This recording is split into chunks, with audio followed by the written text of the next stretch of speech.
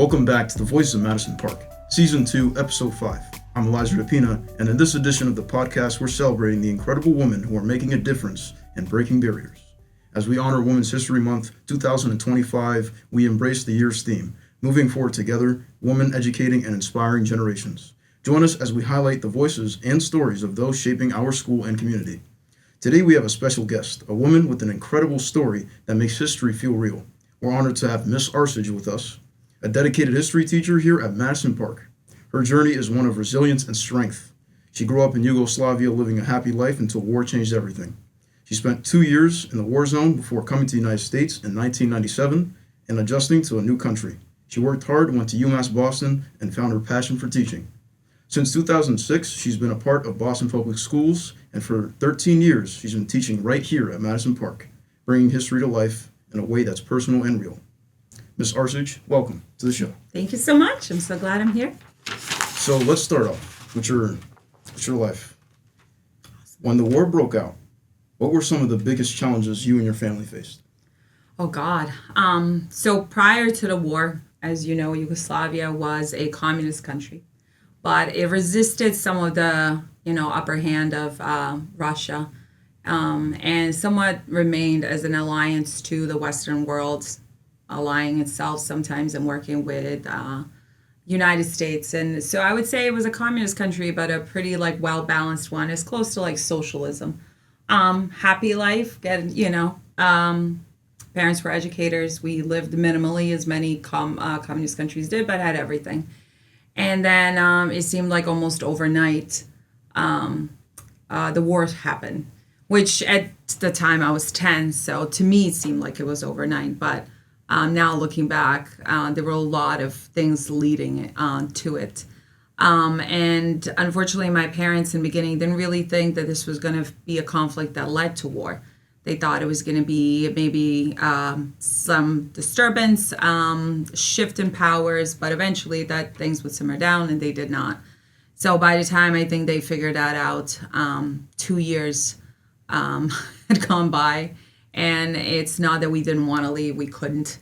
Sarajevo was the capital of Bosnia, and as any capital, it had a lot of value. And it became a battleground between the Serbian aggression and the Bosnian kind of defense and trying to hold the city. So for 2 years, Sarajevo was surrounded. We were under siege. It was easy to surround because it's in a valley. So Serbs kind of held the outside. They also were heavily armed. Sarajevo had a large military base inside of it. And I remember very distinctly, I was 10 years old and we lived in these tall buildings, 12th floor. And we could see when the tanks and the military left the base and kind of moved to what became the Serbian side of the city. And with that, they kind of surrounded the city and held it hostage. So we were there for about 2.5 years. It was incredibly hard, as war is. But then there was a break. There was a siege after a horrible massacre, and my family was able to leave. And we resided for a few months in Croatia, in Zagreb, went through the refugee immigration process, and then came to the U.S. So, speaking about the tanks that you saw and all the military moving into the position, how did you feel seeing that scene? It's interesting. I'm going to be very honest. I was partially happy because we didn't have to go to school.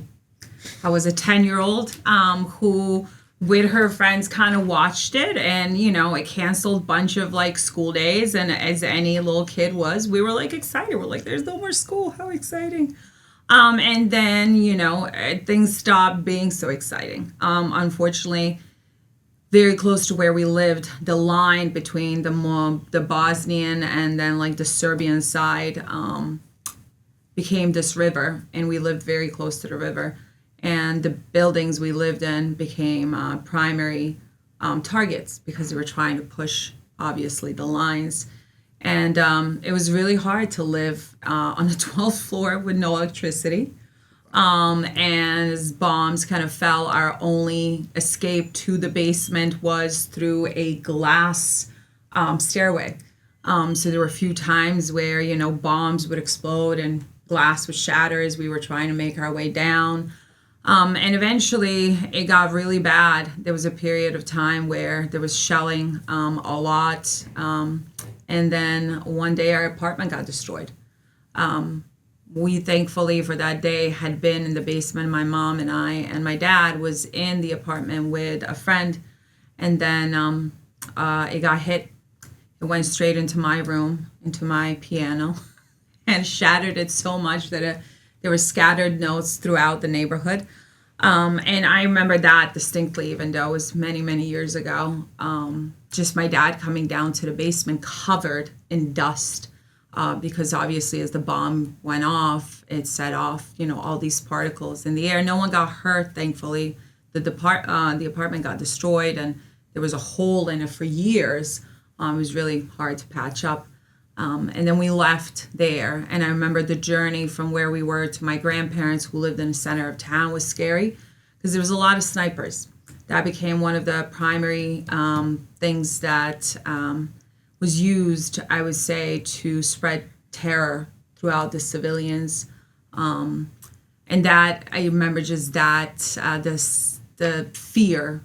One, obviously, the devastation of having lost everything. You're 10, so obviously your Barbies and your books and your bed are the most important things, and now you're leaving. And then the fear of being in a car and just kind of hoping that you didn't get shot by snipers because they were used often in a very brutal way, meaning that they would purposely target people, not in a sense to kill them, but to torture them. So there were instances where we have heard literally people crying out and then seen in the news, women being shot 40, 50 times, kind of slowly, not killing them, but trying to kind of set this fear throughout the city. As we study history, that targeting civilians does a lot about the morale of the war. Didn't make sense ever really, but I think that was the strategy they were trying to use. And then once we went for 2 years, we never went back really because it was really hard to go back and forth, even though distance-wise it's not that large of a place. And there, if you were asking some maybe like distinct moments, I celebrated my 11th birthday in a basement as the city burned. They burned one of the oldest buildings in the city, which was at the time our basically library, the largest library in the city, which is significant because it is where Archduke Ferdinand actually went in Sarajevo after there was an attempt on his life. And he was there when they made the decision to go to the hospitals to visit it. And when he left it wasn't a library then, but he left the library, that's when he was actually assassinated by Gavrilo Princip. But I just remember like all these like snippets. And then there were also joyful kid stuff, like going to school. They created small schools, hoping to bring some normalcy for us. They couldn't use school buildings because school buildings often were targeted. So we would have school in like offices and small places, but you still got to learn and hang out with friends, and we would try to put on shows. And then there were a few like, real moments that kind of turned the tide of war. One of them being this massacre that took place very close to where we were staying with my grandparents. That killed a lot of people in a very brutal way, and finally I think drew enough attention. So was there ever a moment where during the war you felt like your life was going to change? Like I know you mentioned you used to go to school in the basement or the library. Was there any any moments that changed your perspective about the war? I mean, I was 10, so we were constantly in fear, obviously, and you kind of knew who your enemy was, meaning like, people that were bombing you or people that were firing sniper shots at you or bombing bread lines or water poles because our electricity got cut off. They would cut off our water. But one particular moment that really shaped me, and it's not a story I often share, is that my parents were or are from a mixed marriage. My dad has a Serbian, Montenegrin background. And in Bosnia, the way that people often distinguish from each other is by last names. So we bear a Serbian Montenegrin last name. My mom's side of the family is Muslim and has a last name of a very prominent Muslim family in Sarajevo. And for a while, because we were staying with my grandparents and that was their last name, we were okay. But as the war intensified and the trauma, I think, of the experience really got to people, there were instances in which some of the Bosnian army targeted some of the Serbian civilians within Sarajevo. And there was one instant in which the shelling was so bad. My grandparents' apartment was on top of the building, and it would, bombs would fall. That's pretty much the way they would go. So my mom and I were staying in an apartment underneath us with this older neighbor we had, and her last name was also Serbian. So in the middle of the night, we heard banging on the door, and we were like, oh my God, maybe something's on fire, because that also would happen. But it was Bosnian soldiers, this group that kind of went rogue, and they were going through buildings and gathering Serbs. And I just remember being awake from sleep and then being told by my mom that we had to go downstairs, and I was confused. And when we went downstairs, there were all these cars. And I was, again, confused because I couldn't figure out what it was. But I think my mom was catching on, which is that they were gathering Serbs and taking them away. And I just remember almost like understanding that if I got it, like there were vans, if I got into this van, chances were I wasn't going to survive. And I could hear commotion within the building, and my grandparents, I think, found out that this was happening. No one bothered them because, again, we were Muslim. On that door, their name kind of said, hey, we're good. But they like ran downstairs, and my grandfather and my grandmother were like advocating and saying, she's a child, don't take her. And then my grandmother recognized a student of hers. Because as I mentioned, both my parents and my grandparents were all educators. And she pleaded with him, and he told me, run. And I remember like running into the building and running up the stairs and just kind of understanding that even if this meant I was leaving like all my adults behind, that I needed to save myself. And eventually they let my mom go as well, and they came up. And when I came up, my dad was literally being held on the floor by some of the neighbors because he had tried to go downstairs, but they knew that had he gone down, they would have killed him, shot him on scene. And we ended up being okay, if you want to say, but unfortunately, almost everyone in those vans got executed publicly in one of the parks.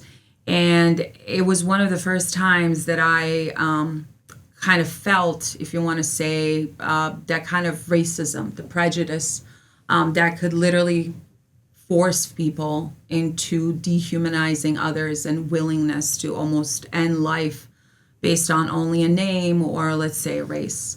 And there were other instances as well, like we would have sometimes some of the Middle Eastern humanitarian organizations come and give out packets to the kids in the class. And I remember one time my friend and I, because we had Serbian last names, didn't get any. They just made sure that the two of us didn't. So it was a moment where you kind of felt like, oh, I thought these were my people, but now I'm the enemy because of my background. So talking about your experiences and leaving all that behind, when you came to the United States, what was the hardest part about adjusting to the new life? Oh, God. Because you're a history teacher who's actually lived through history. You've been through a war. Yeah. You've seen a unique part of the world that a lot of people haven't seen.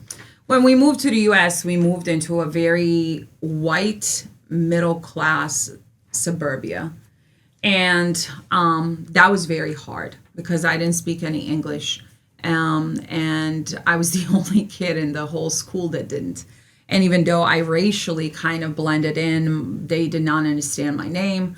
And they also did not come from a mindset, I would say, where this was something that was typical for someone to have a name that is not Anglo-Saxon. So I sometimes blended it visually, but I stood out because of my name, stood out because of my accent, stood out because I couldn't speak English in the beginning. And there was no one I could share this experience with. These people had grown up with a lot of privilege in the United States and had very beautiful lives, obviously faced their own hurdles, but not known to me as a young child. And I think it was always really hard to constantly kind of almost blend in, but also completely stand out at all times. And that, I got bullied at times.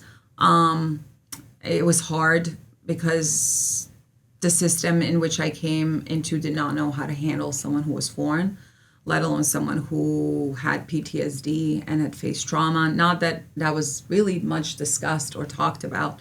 And I think I lived in a world in America that was very, I would want to say, beautiful as a suburb that is allowed the privilege of having white privilege lead its kind of cushion life.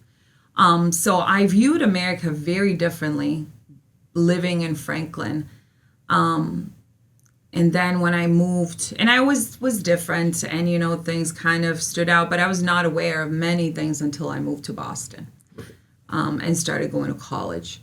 So I think, I always think was it the right thing to do? A lot of Bostonians went to Revere, Everett, Malden, and they had Bostonian communities. I didn't even meet another Bostonian kid until I was junior and senior in high school. I was like, what? There's more Bostonians. And I did go to Bosnia. The first time we went back was in 1997. We came here in 1994. And I still very much so felt connected. I had really good friends there. The war had ended. They were somewhat healing. But I couldn't find myself here. Eventually, there was a friend that came. She was Polish. And I was like, oh, my God, another kid that doesn't speak English. Yay. But it was a different experience, which is weird because you feel like you blend in with people visually, yet you don't share much. And I think that played as much trickery on them as it would So with me. moving from college to teaching at Madison Park, since you've been teaching at Madison Park for 13 years, what do you love most about the school? Oh, God, everything. He knows this. This is why he's laughing. I grew up in a vocational school. As I said, grandparents and parents were educators. And my dad was a principal of a Voc school. My mom taught math. And so my earliest memories is being in this Voc school, or students being at our house, just very much so this educational background. So I always pretty much so knew I wanted to be in education. I couldn't figure out for a long time what my subject would be, but I kind of fell in love with history. Over time, my grandfather was a historian as well. And I started teaching in BPS, but had never experienced BPS as a student. And I didn't know if I would be able to relate or be able to teach BPS population well. And yet I found myself to have more in common and share some of the struggles more than I had ever had been a student in Franklin. And then very early in my teaching, literally after my student teaching, my first year of actually being a teacher in 2007, I was here. I got hired by Mr. McAfee, who we have a whole hall named after, and he gave me a chance. And that's when my love affair with Madison started. The idea of really making sure that students are walking away with skills in not only traditional academic ways, but in a skill that can transform their lives, where they don't have to rely on going to college and spending money, because my family didn't have any. We literally lost everything, came here with a suitcase. So I understood the importance of having skills. I understood the importance of having opportunities. And since then, and I've gone and come back a few times from Madison, this has always felt like home.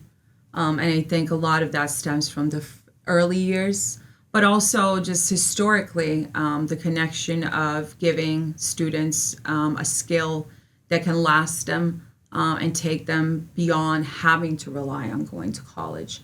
Many of our students do, right? But the wonderful thing is that they are skilled in something that can help them.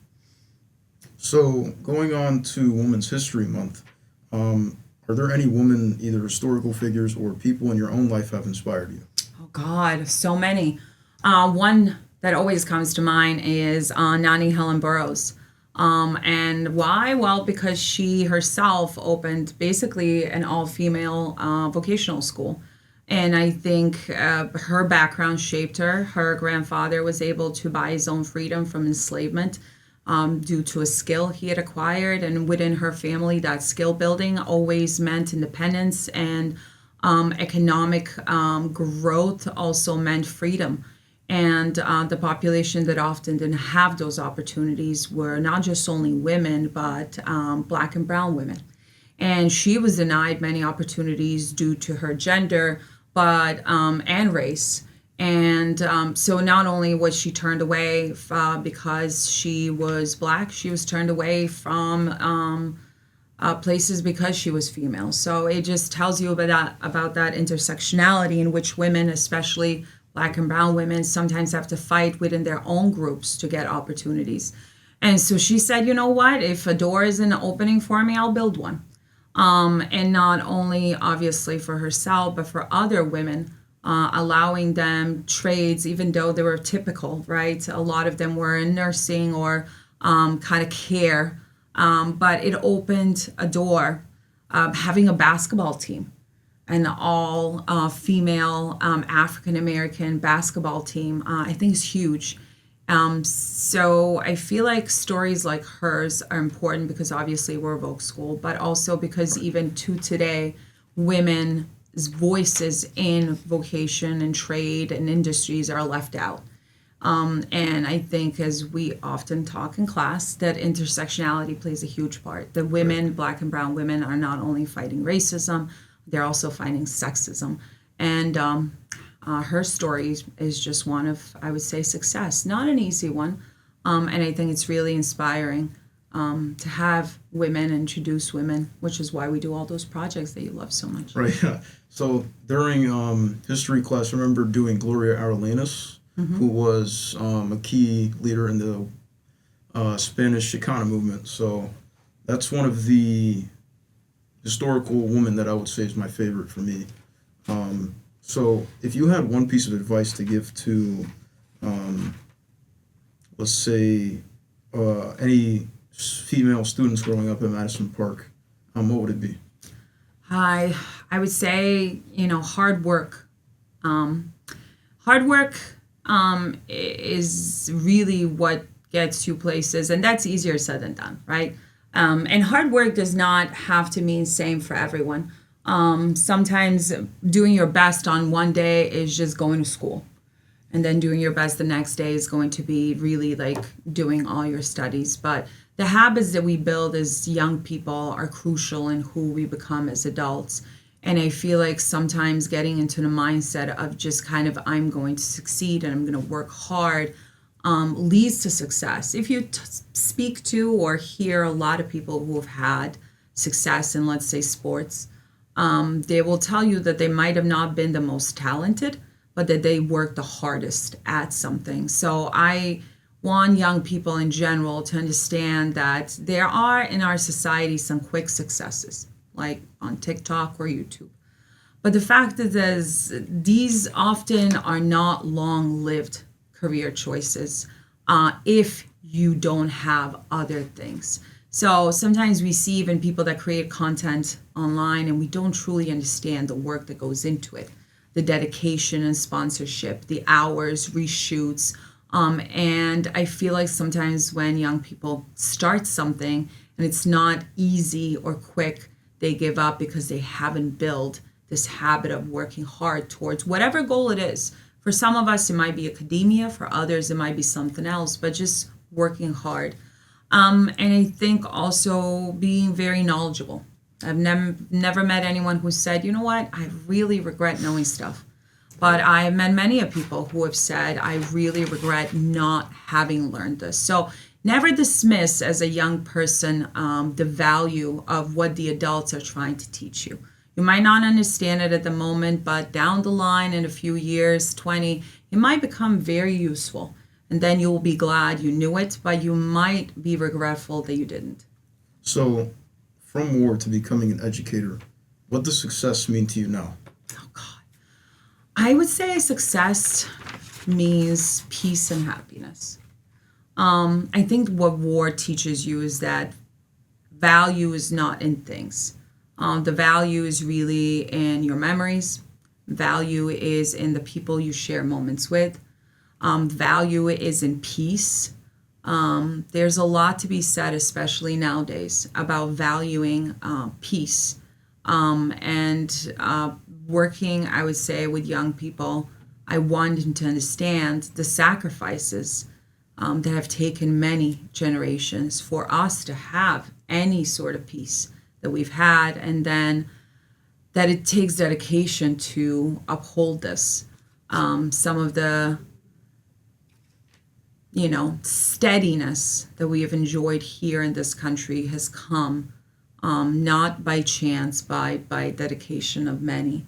And then it becomes everybody's role to, in whatever capacity that is to continue that fight of change, betterment, but also maintaining peace. So generationally, because when there's chaos and there's war, you can't do much. Correct. We talk a lot about the idea of fight or flight.